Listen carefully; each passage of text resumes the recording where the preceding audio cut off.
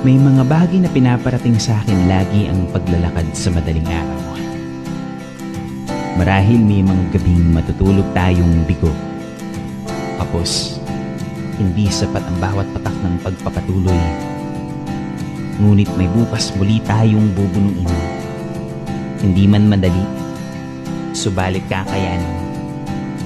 Pagkakataong muling harapin ang mga dambuhala sa ating pakikipaglaban. Mga takot, pangamba, mga pagdududa. Marahil kahapon, takot. Subalit baka bukas, mas magiging malakas na ang loob. Hindi ito sa kung gaano karaming beses mong pinipiling bumitaw, kundi sa kung gaano karaming beses mong sinusubukang tumayo at muling sumugal. Hindi man madali, subalit hahayaan ka pa rin nito na maging buhay.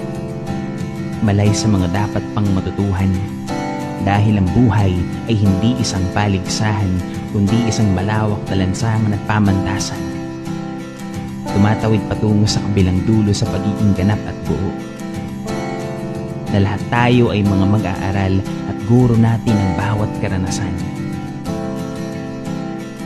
At doon, hindi tayo laging